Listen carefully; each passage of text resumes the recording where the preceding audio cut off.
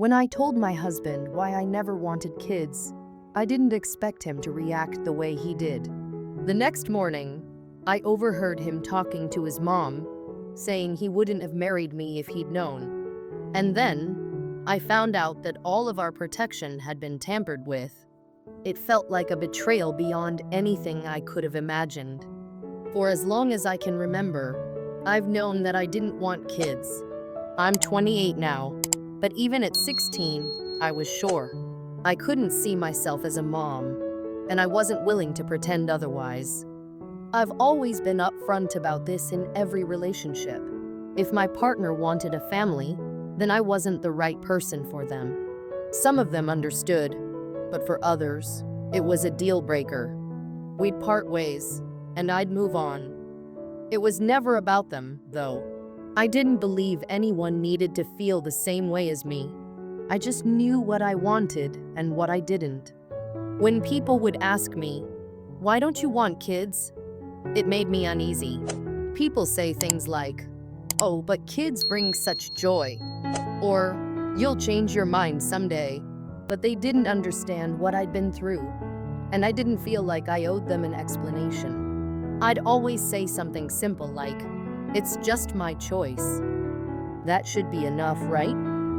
Still, people can be so intrusive, and I had no interest in revisiting painful memories just to satisfy someone's curiosity. Years of counseling helped me to move forward and heal. I'd put so much effort into getting to a mentally healthy place, and talking about the past felt like unraveling years of progress. That's why I wouldn't indulge anyone's questions about why I didn't want children. The truth was, it was tied to trauma that I didn't feel like reliving. When I met David, I thought he was different. He seemed open-minded, and more importantly, he respected my boundaries. We met 3 years ago and hit it off immediately. By the 4th date, I told him about my decision to stay child-free. He nodded and said he understood. He didn't pry or ask why. Instead, he respected what I'd told him, and I was grateful. This was the first time I felt like someone truly saw me without needing to change me. For our first year together, everything was smooth. Around the 1-year mark, we were having a late-night chat when he asked, "Why don't you want kids?" I paused, trying to explain without diving into the past. I could tell he was curious, but he wasn't pushy. "It's personal," I said. "I trust you, but it's hard to revisit, and I don't think I can right now." He hugged me and told me he understood. After that, he never brought it up again. I remember feeling grateful for him, thinking, wow, I found someone who truly respects me. Our relationship continued to grow, and eventually he proposed. I was over the moon. But before saying yes, I made sure he remembered my stance on children. "Are you sure about this?" I asked him, my heart pounding. "Because my views on kids aren't going to change." He looked me in the eyes and said, "I've never been more sure of anything. If I couldn't handle that, I would have walked away on our 4th date." I was thrilled. We got married 6 months ago in a small ceremony with just his family and a few close friends. I'm not close to my family, and I didn't invite them. For the first few months of marriage, everything felt perfect. We both had good jobs, a comfortable home, and a seemingly unbreakable bond. But 2 weeks ago, everything changed. I got a message on Instagram from my younger sister. I hadn't spoken to her in years, so seeing her name pop up on my phone sent me into a panic. My heart started racing, and I felt like I couldn't breathe. Memories of my childhood came rushing back, memories I'd worked so hard to bury. I scheduled an emergency session with my therapist and told her about the message. She helped me calm down, but I was still shaken. She suggested that maybe I hadn't fully processed what I went through growing up. I didn't respond to my sister's message, but it was hard to shake the past. Finally, I decided to tell David everything. I wanted him to understand, to see the real reasons behind my decision not to have kids. But when I texted him, he was packing for a week-long work trip. So I held on to it, anxiously waiting for him to come back. When he returned, I broke down and told him my story. I told him about my mother's struggle with depression and substance abuse after my father died when I was 2. I explained how, as the eldest of 8 siblings, I was forced to be more than a sister. I became their caregiver. My mom would often disappear or stay in her room for days, leaving me to look after my siblings. By the time I was 8, I was basically a parent, not a child. It wasn't just the responsibility that weighed me down, it was the isolation. I didn't have friends because I was always busy. When my sister Cynthia was born, things got even worse. My mom was emotionally absent, and I was left to care for my siblings full-time. Cynthia became my responsibility, and eventually, every sibling after her. I didn't have a childhood. I didn't get to play after school or join any extracurriculars because I had to go home and look after my siblings. If I protested, my mom would beat me. She'd hit me where the bruises wouldn't show so no one would ask questions. That was my life. When I was 15, my mom announced she was pregnant again, and I'd had enough. I told her I wasn't helping anymore, and for the first time, I stood up to her. She threatened me, but I held my ground. From that point on, I only cooked for the family because I couldn't let my siblings go hungry, but I didn't do anything else. She forced my younger siblings to take on the roles I'd left behind. And while I felt bad for them, I had to protect myself. David listened quietly, holding my hand the entire time. When I finished, he hugged me and told me he was there for me. I thought that was the end of it, that he finally understood why I never wanted to be a parent. For a few days, everything felt normal again. Then, one morning, I overheard him on the phone with his mom. He didn't know I was listening, and I heard him say, "If I'd known all of this before, I wouldn't have married her." My stomach dropped. He told me he understood, that he accepted me as I was. But now I knew he'd lied. And that wasn't even the worst part. When I went to get our protection from the drawer later that day, I found that every single one had been tampered with. I couldn't believe what I was seeing. It felt like a betrayal I couldn't comprehend. When I confronted him, he didn't deny it. He told me he thought I'd change my mind once we were married, that I'd eventually want kids. I couldn't hold back my anger. I'd been clear from the beginning. I'd trusted him completely, and he'd gone behind my back, tampering with something so personal, something I'd been upfront about for years. Now, I'm left questioning everything. I thought I'd finally found someone who respected my boundaries, someone who understood me. But it turns out, he didn't accept me at all. He was just waiting for me to become someone else. The person I thought I'd spend my life with, who told me I was all he needed, was willing to manipulate and deceive me just to get what he wanted. This entire experience has left me shattered. I feel like I'm back to square one, like everything I've worked so hard to heal is coming undone. I can't stay with someone who doesn't respect me, who thought he could trick me into something I never wanted. Now, I'm left wondering what to do next. Do I walk away from the life we've built? Or do I keep trying, knowing that trust can't be forced? No matter what I decide, one thing is clear. The life I thought I had was a lie. And as painful as that is, it's better to know the truth than to live in a fantasy. I'll move forward, one way or another, but it won't be with someone who didn't believe me when I told him who I was. My breaking point came when my mother started neglecting the baby. It was horrifying to watch. Each day, the little one would lie helplessly in her crib, crying until her voice grew weak. My mother seemed oblivious, completely unmoved by the baby's desperate wails. The baby would go hours unfed, while my mother was lost in her world, rarely even acknowledging the tiny life depending on her. Living in that house was a waking nightmare for me. Every time I heard the baby's cries, my heart twisted with a mix of pity and frustration. I was just a teenager, only 16, but the weight of it all was pressing down on me like nothing I'd ever felt. I knew I had to get out of there for my own survival.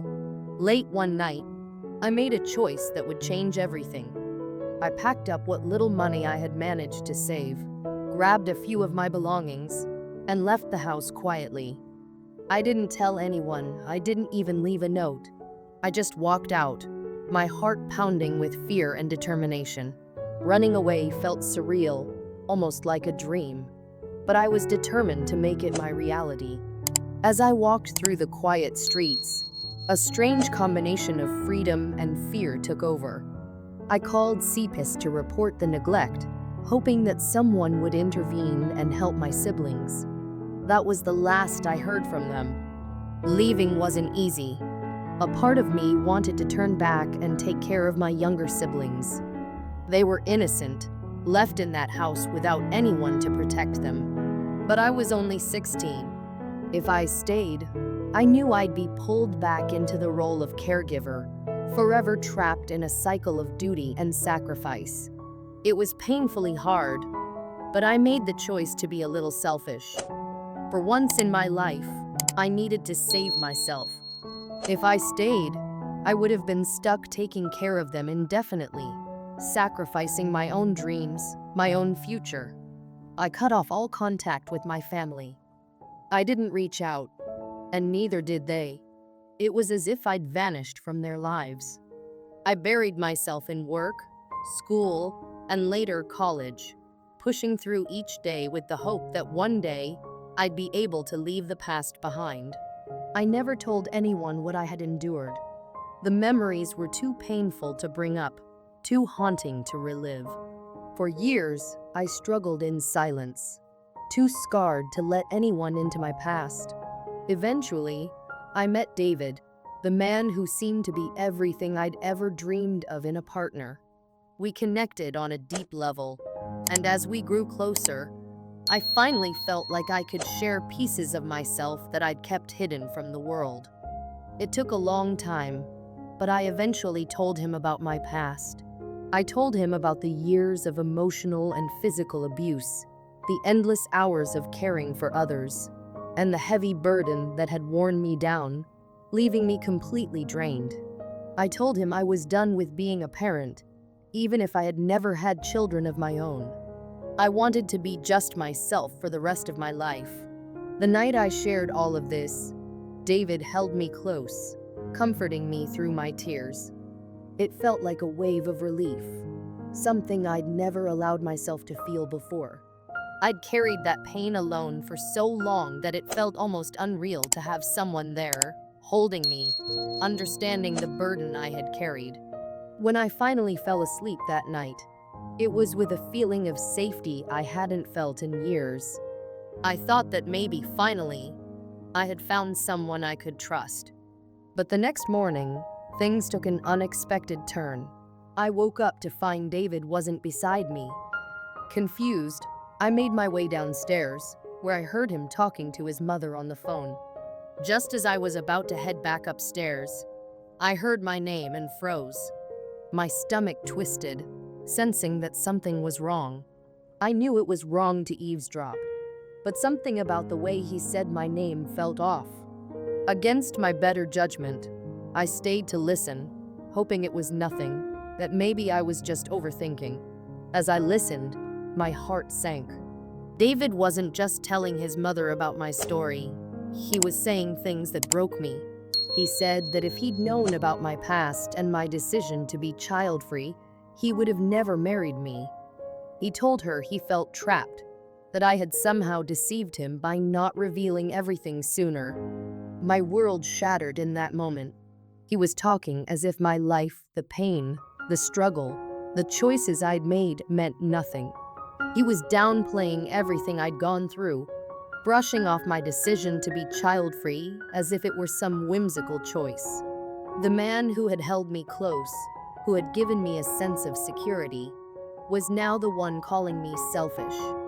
I stood there, numb and heartbroken, feeling like I'd been punched in the gut. After a few minutes, I pulled myself together and went back to my room.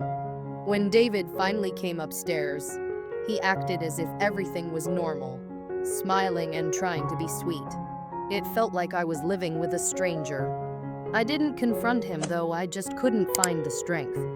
Instead, I kept quiet, bottling up the betrayal I felt, trying to figure out how I could go on with this knowledge. For the next few days, I felt utterly alone. The man I thought I could trust had betrayed me in the worst way possible, and I didn't know how to move forward. But then, after confiding in a few friends, I began to piece things together. Their comments opened my eyes, and I decided to check David's closet. What I found confirmed my worst fears. Every piece of protection he had was tampered with. He had been planning to get me pregnant all along, against my wishes. The anger I felt was unlike anything I'd ever known. But I didn't confront him right away. I wanted to be certain. So the next night at dinner, I casually mentioned that I'd been considering getting my tubes tied to prevent any chance of pregnancy. His face went pale. I could see the panic in his eyes, and in that moment, I knew he had been scheming. He tried to dismiss my idea, saying it was too drastic, but I stood firm, telling him it was something I needed to feel secure. David's response only made things clearer. He suddenly initiated intimacy every day, as if he were desperate to get me pregnant before I could follow through on my decision.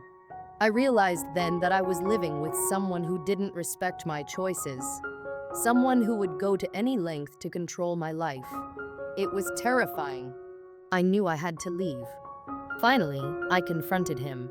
I hadn't planned to, but his persistence pushed me to the edge.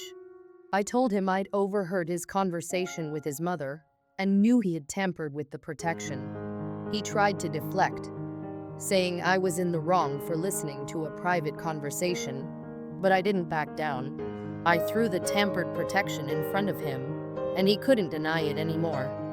He admitted everything, saying he thought I'd eventually come around and want kids. He even confessed that he was planning to get me pregnant, thinking I wouldn't have the heart to end the pregnancy. I was done. I couldn't believe the man I loved, the man I had trusted, would manipulate me in such a cruel way. He apologized, begged me to forgive him, but I couldn't. I locked myself in another room, knowing I had no future with him. In the days that followed, I made my escape plan. I found a small studio apartment and started packing my things. David was in denial, begging me to reconsider, but I was done. His entire family got involved, with his mother going as far as to blame me, saying I was punishing her son for the pain my own mother had caused me. Her words cut deep, but I didn't let them break me. I had spent too many years sacrificing myself for others. I wasn't going to do it anymore. When I finally moved out, I felt numb. There was no joy, no relief, just emptiness. But I knew I'd made the right choice. I filed for divorce, determined to cut ties with David for good. He pleaded with me to try counseling, but I couldn't forgive him. He had shattered my trust in the most painful way imaginable. Now, as I sit in my new place, I feel a sense of peace slowly returning. I don't know what the future holds, but I know I'll be okay. I'm safe, far from the betrayal and manipulation, finally free to live my life on my own terms. I don't regret my decision. I may have lost a relationship, but I gained something far more valuable: my freedom and a chance to start over.